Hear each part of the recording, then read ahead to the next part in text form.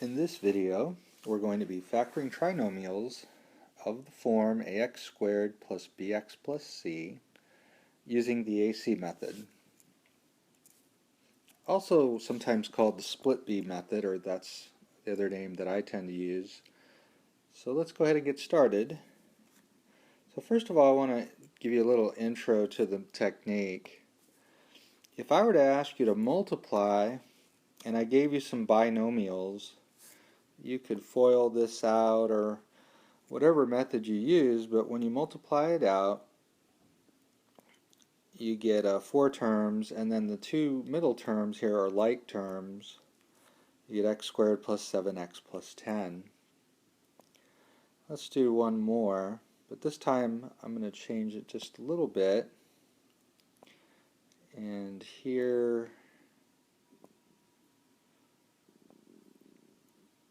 we're going to get 3x squared plus 17x plus 10. So the question here is, what if I start with x squared plus 7x plus 10, and I want to go backwards and factor to get x plus 2 times x plus 5. The key step here is, how do I rewrite the 7x using these two terms here, the 5x and the 2x? And so that's what we're trying to figure out here. So how do we reverse this process? And it really hinges on being able to split our b term into two terms. So a couple of things I want to point out here. So in reversing the order here, we need to split 7x into two terms. A couple of things I want to note. Notice that, because just like in all things in mathematics, we're trying to find a pattern here. Notice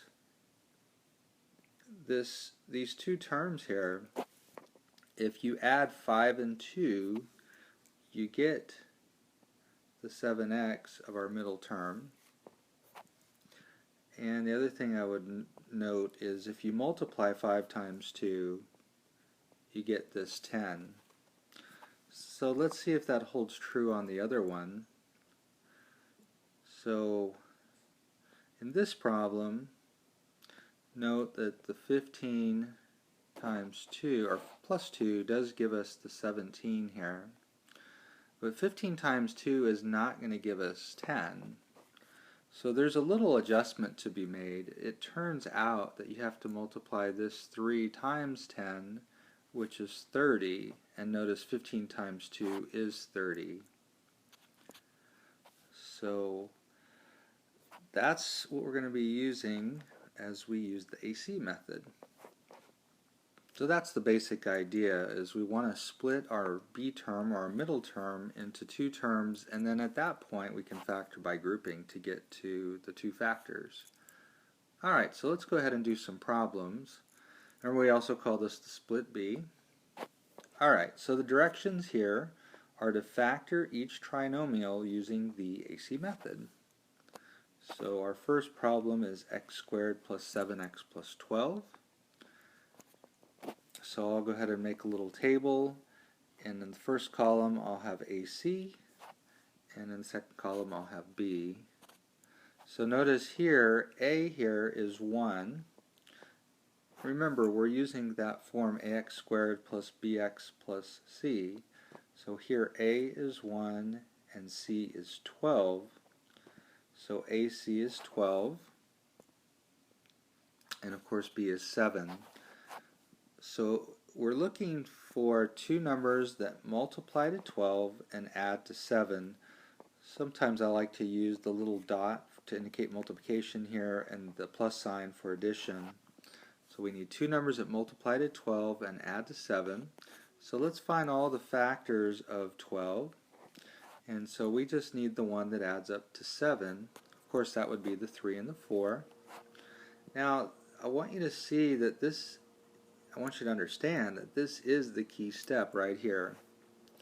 got to make sure that these numbers multiply to 12 and add to 7.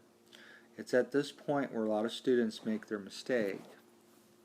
You've got to make sure these are right before you plug them in. So let's go ahead and split our b term now. And using our numbers 3 and 4 here, we can split 7x into 3x plus 4x. And then we're just going to drop down the other two terms. So now we can factor by grouping. We have 4 terms here. So we can factor out an x for the first 2 terms. And we can factor out a 4 for the second 2 terms. Notice we're going to need a plus in between here. So for these 2 terms, our GCF is x plus 3, and then that would be times x plus 4. Remember, we can cross out these factors, and you can see the x plus 4 to get the other factor. Now the other thing I want to mention here is if you look at our answer, we can easily check it. All we have to do is multiply this out. So to check your answer, multiply. So if we multiply this out, we're basically reversing the process, and it does check. So you can always do that.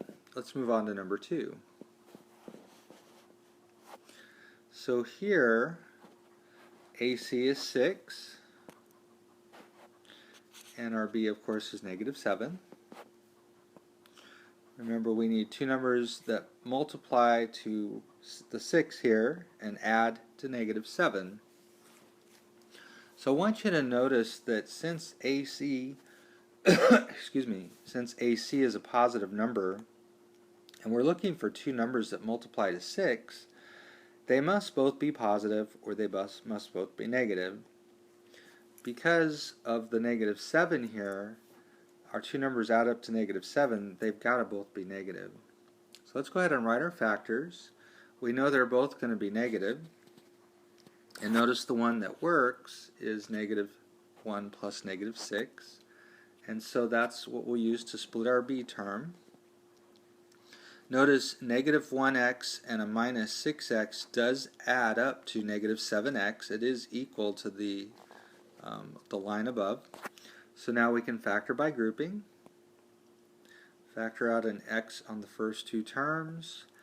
Now, we've learned that once we find the binomial for the first 2 terms, we're going to get the same thing for the second. So we know 3x minus 1 is the factor we're expecting. So we just got to figure out what times 3x gives us that -6x. That would be a -2. And of course, -2 times -1 does give you 2. So that's going to work. And when we take it to the next step, we get 3x minus 1 times x minus 2. Let's go ahead and move on to another example. So x squared plus 8x minus 48. So I've got my table set up. Notice AC here is going to be -48. Of course, B is 8. Let's find our factors of 48. Now you can use your calculator to help you find all the factors if you'd like, but hopefully for this one you know them. And let's see, here we have 2 numbers that multiply to -48, or we need 2 numbers that multiply to -48, so our numbers are going to be opposite.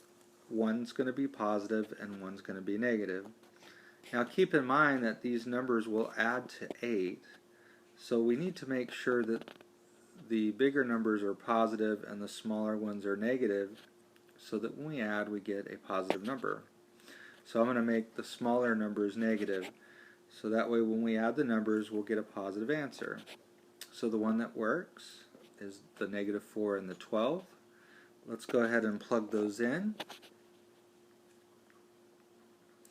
So we can factor out an x for the first 2 terms, and let's see, it'll be a 12 for the second 2 terms, and we get x minus 4 times x plus 12. Alright, let's move on to the next one. So 3x squared minus 10x minus 8. So we need, let's see, AC here is going to be negative 24.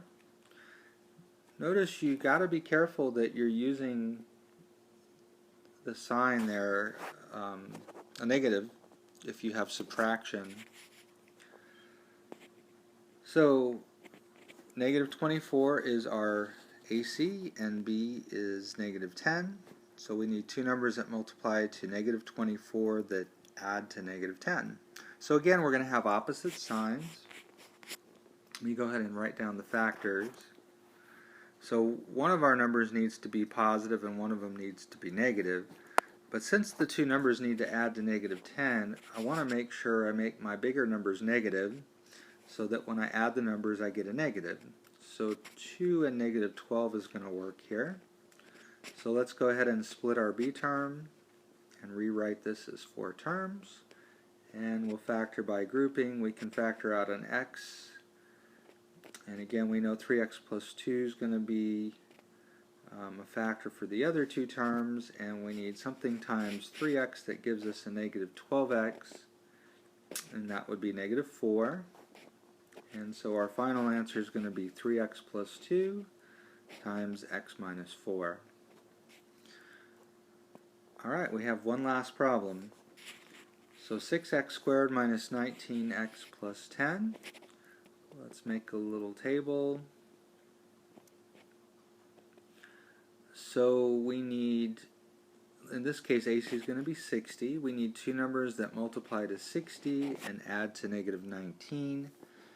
Now, you notice 60 has a lot of factors. Again, I would remind you, you can use your calculator. You can divide 60 by 1. Of course, that's 60. 60 divided by 2, that's 30. And you can keep going like that to get all your factors. It turns out, for example, 60 is divisible by 4. 4 times 15. So you do need to get good at finding all your factors. One of the questions I sometimes ask students is, how do I know when to stop? So I went up to 6. I found 6 and 10.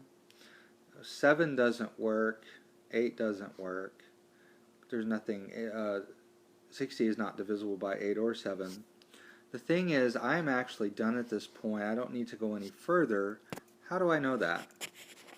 Well, it turns out if you squared the number and it's greater than the number you started with, which in this case we're working with 60, since 8 squared is 64, which is greater than 60, we're actually done.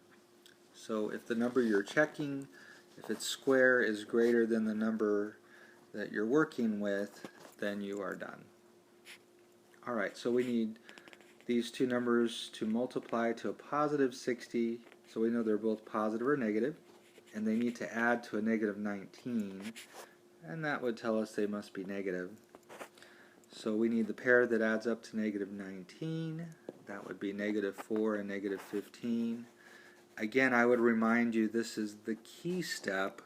Make sure these numbers are right. Make sure that they work, that they multiply to the number AC that you got, which is 60, and that they add to your B term, which is negative 19 here.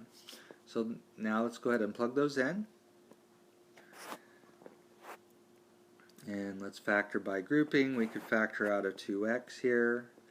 Again, we know we're going to get a 3x minus 2 for the other two terms. I need something times 3x that gives me negative 15x. That would be a negative 5. Notice negative 5 times negative 2 also gives you the positive 10. So you can always check that what you have is equal to what's above. And in this case it certainly is the case. When we factor, we get 3x minus 2 times 2x minus 5. And once again, I would remind you that you could check your answer by multiplying these two binomials out, and you should get what we started with, 6x squared minus 19x plus 10. And that's the end of this video.